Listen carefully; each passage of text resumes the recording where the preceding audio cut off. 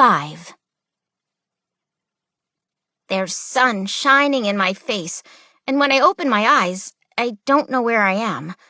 It takes lots of blinks to adjust and remember.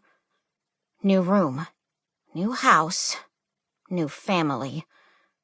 I want to yell to Mom that we need blinds, thick ones like in the condo, and I want to sneak down the hall for a story in her bed before breakfast. But I just wait, too hot in my pajama pants, and try to hear if anyone else is up. It feels like my first sleepover party in 3rd grade when I zipped myself in a sleeping bag on Courtney Henderson's carpeted basement floor. I couldn't fall asleep like everyone else did, and I felt weird hearing all their sleep sounds, like I shouldn't move an inch. So I faked a stomachache and called my mom to come pick me up and bring me back to my bed in the condo.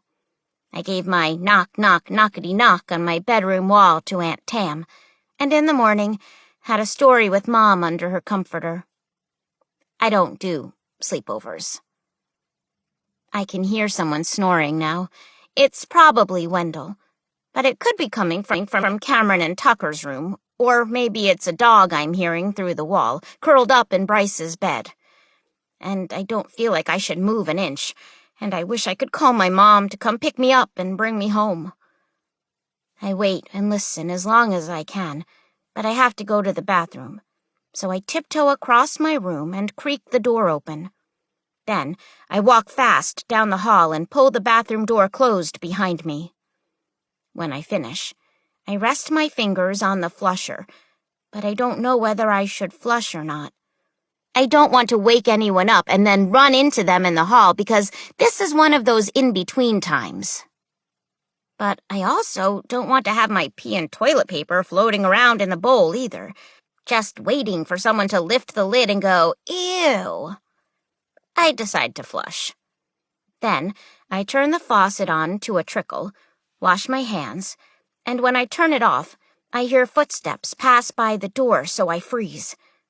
When it's silent again, I turn the knob, pull it open slowly, and tiptoe fast down the hall and back into my room, inch the door closed, then nearly scream when I jump into my bed, and my mom is there, under my comforter. "Mom!" "Sorry," she whispers. "I didn't mean to scare you." She holds open the comforter, and I snuggle down like I used to at the condo, both our heads on the same pillow. Then she shows me 3 fingers. I huff a sigh. 1, I say, that I don't have to divide my room down the middle with a sheet. Mom laughs. That's a really good one. Definitely something to be grateful for. 2, Chinese food leftovers. And 3, Fred isn't screeching in that cage anymore. That makes Mom laugh again. Then she says, Okay, my turn. 1, this quiet moment right now before everyone wakes up. 2, that this baby doesn't have your sucker feet. At least, not yet. She puts my hand on her belly and waits. I feel the baby kick and pull my hand away. Yeah, that kid's got nothing on my left foot, I say. Mom smiles. And 3, Chinese food leftovers. I swear I could eat those right now. We hide our laughs in the comforter. Then Mom starts. Once upon a time.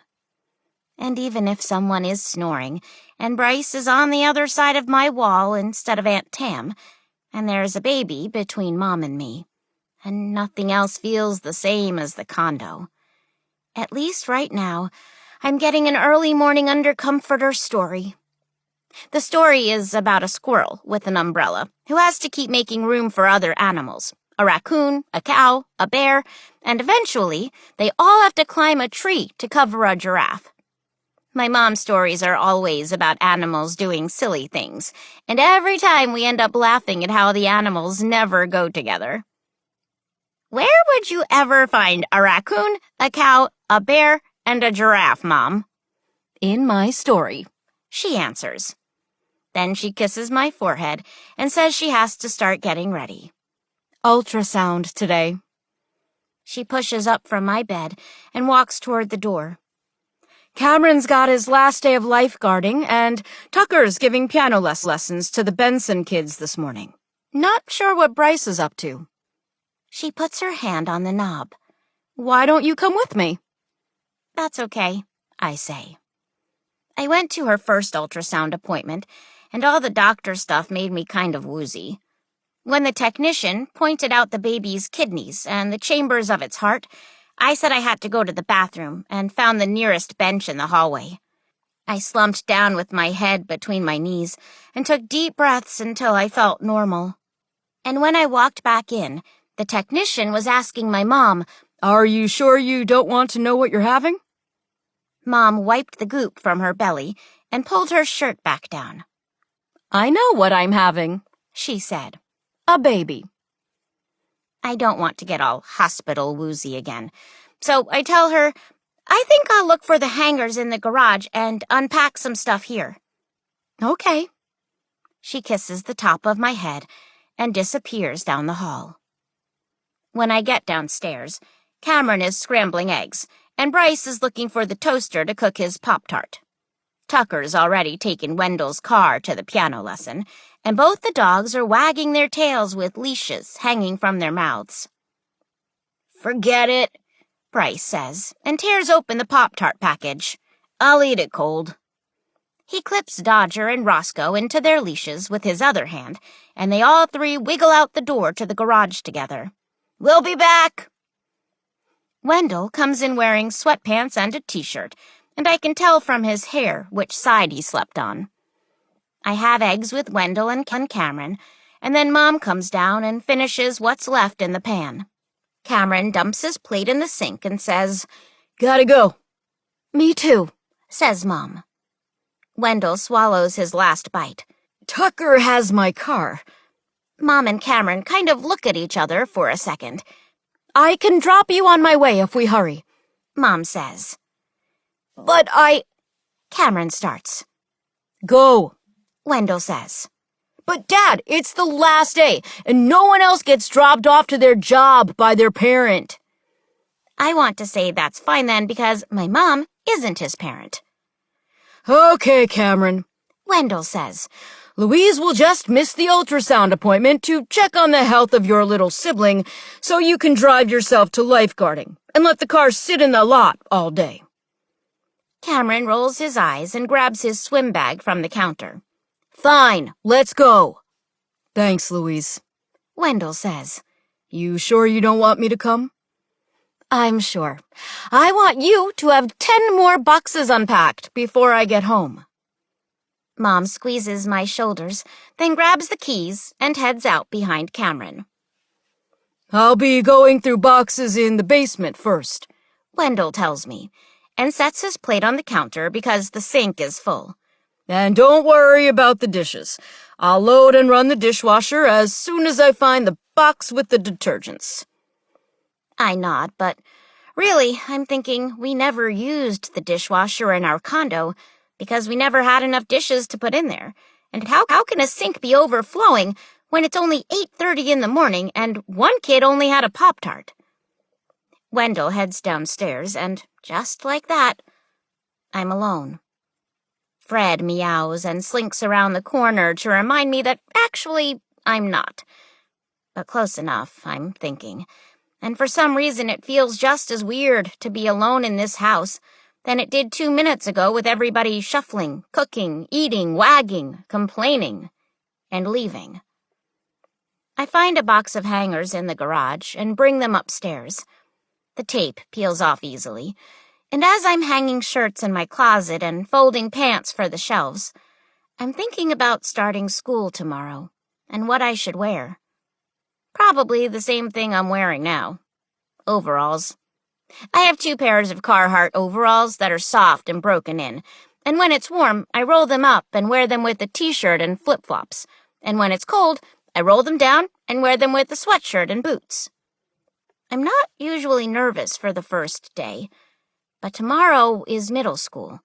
It's the same building, but a different wing, with different teachers and an actual middle school soccer team that plays against other schools. Well, a boys' soccer team anyway, which isn't fair, But our school is small, and there's never been enough girls who want to play to field a whole team. Principal Measley is the coach, and he lets the girls play for the boys' team if they want. But even if a few start the season, they end up on the bench for most of the games, then get bored and quit. I'm not going to quit. I fold a pair of overalls and a t-shirt and leave them out for tomorrow. Then I hear the sound of a well-struck soccer ball and the squeak of the rebound net, and even though I don't want to go into Bryce's room and see all his slept-on pillows and clothes all over the place, I dash in quick to look out his window and across the street. She's wearing a skirt and a fleece jacket and a pair of bright green Diodora cleats. The cleats look new. I want to throw open the window and call out, "Why are you kicking a ball in a skirt?" But I just watch her take one more left-footed strike, then go back to my room. I'm cleaning out my backpack and putting my new notebooks in so I can have a fresh start for 6th grade, and looking for that zip pouch where I keep all my pencils and erasers. And I'm trying to ignore that sound of Aliana shooting the soccer ball over and over. But every time I hear it, I bite down harder on my tongue, and I picture her showing up for the boys' team and winning Most Valuable Girl. And even though I think a trophy like that belongs in the trash, I don't want someone else to get it. She strikes the ball hard again, and I drop my notebooks back in the box and hustle downstairs to the garage. She's not the only girl with a strong left foot. I find my yard sale soccer goal in the back corner of the garage. It's in 3 pieces, and the net is all tangled, and there are too many boxes in the garage to lay it out and set it up, so I drag it to the yard. Aliana traps the ball. I can feel her watching me as I slide the plastic crossbar pieces into the goalposts and work my fingers to unknot a section of the net. "Need help?" she calls. I don't look up. "I got this." She kicks the ball again. I have the goal up, but the net is saggy, and I'm thinking of finding a couple of sticks to use as stakes, but I forget that and lace up my Diodora cleats. Mine are used, and they're just black. I don't need a flashy color for people to notice my footwork.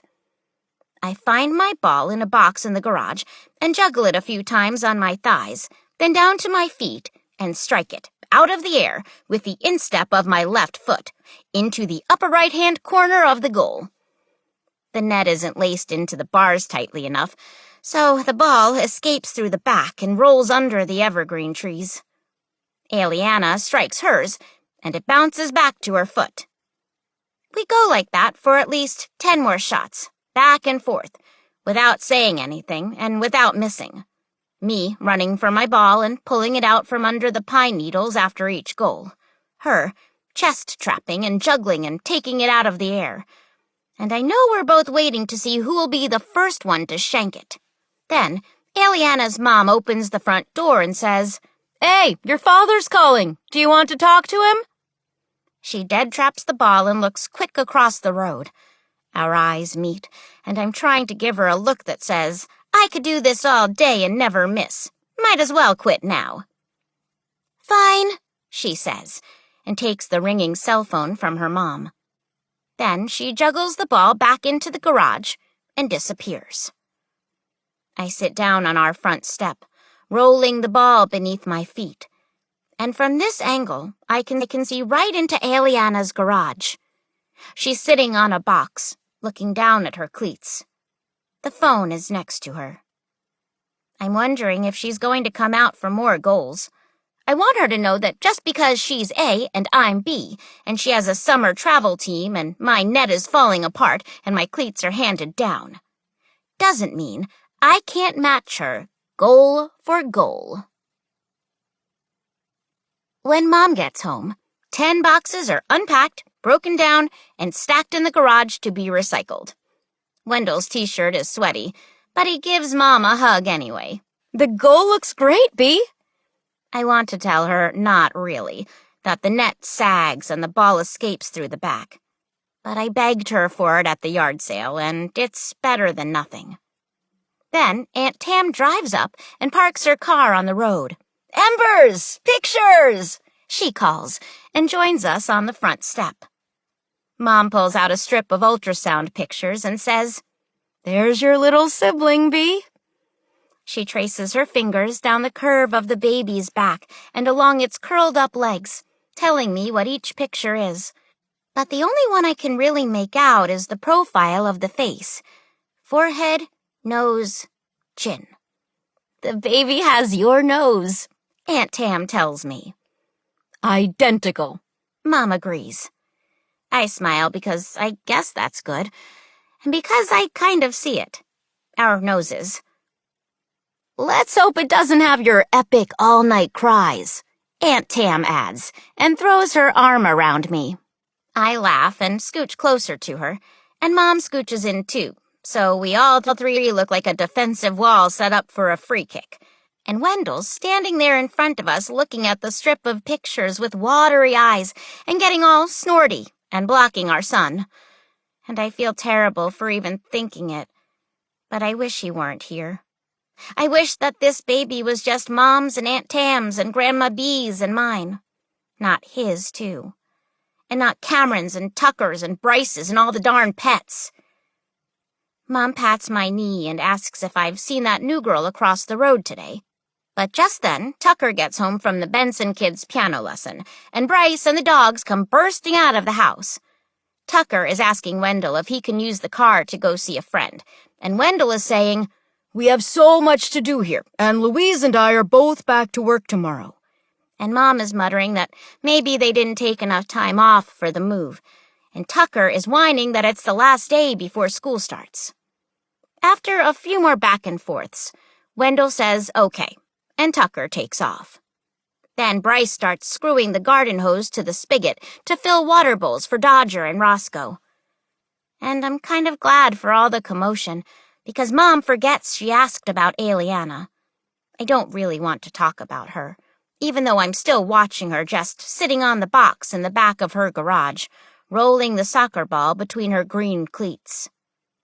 Wendell hands the pictures back to Mom, and she puts them on the front step so she can help Bryce with the hose. And Aunt Tam is pulling me into a big hug and saying how much she loves me and she'll see me soon. And Wendell is back in the garage breaking down more boxes. And just like that, I'm on the stoop, alone again. Then I look down at the ultrasound pictures and find that swoop of the baby's nose. And I'll tell you one thing. This baby is an Embers, all right. There's a quiet knock